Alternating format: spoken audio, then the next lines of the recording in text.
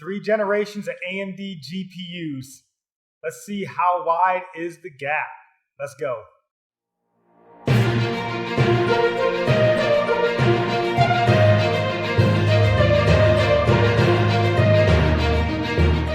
All right, so the first card that we got up here, and this is not going to be necessarily an apples to apples comparison.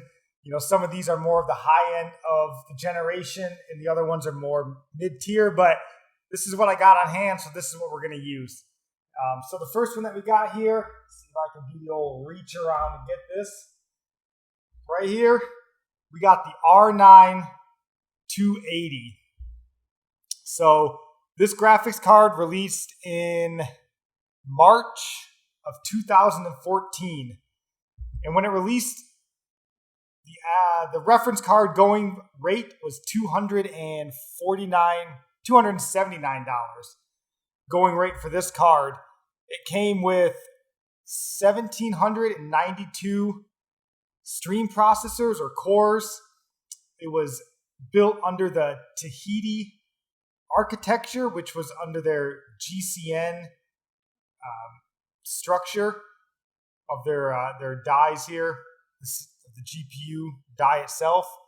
It had 3 gigabytes of GDDR5 memory at the time. And what else was notable about it?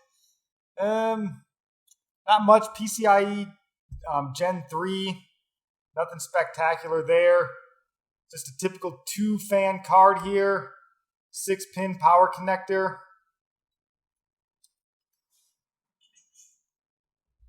Then the next card up here, we have the RX 590.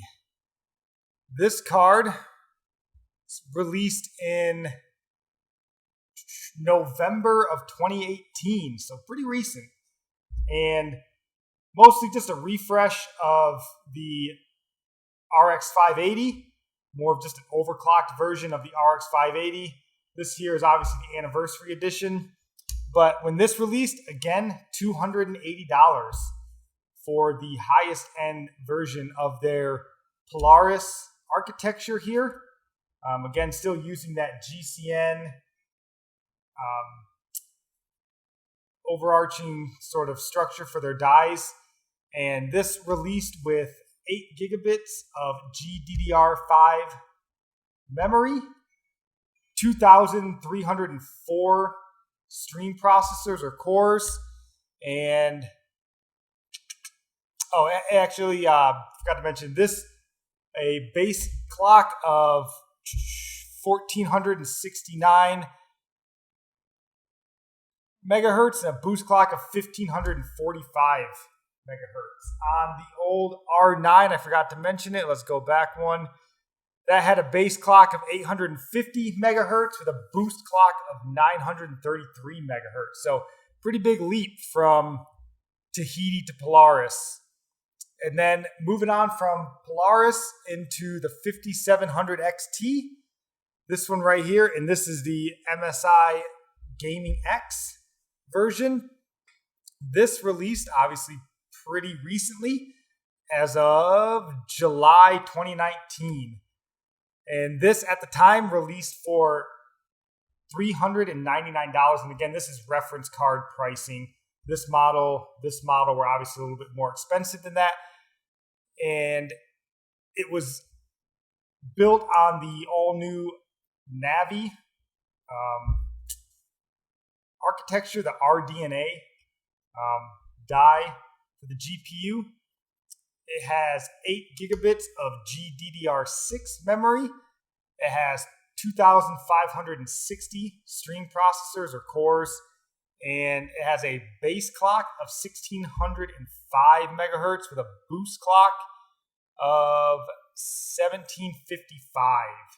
So that's the 3 generations of cards here. So we're going to go ahead and just jump into some gaming benchmarks.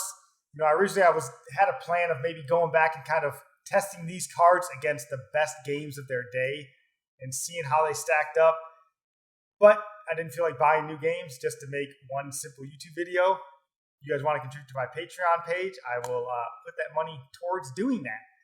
But until that comes, that's what I'm going to go with, just the games. I'm going to have some, like I said, some game benchmarks and then synthetic benchmarks to kind of see how they do. I'm running them both in 1080p and 1440p just to see how it goes. And then that's going to be about it. That'll wrap up the video. Again, this is just to kind of see how much progression we've made in the last, going on 6 years now.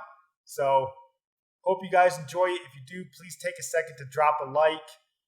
If you really care, like and comment. And then if you're the coolest, like, comment, and subscribe. I would certainly appreciate it. So without further ado, let's get into these benchmarks.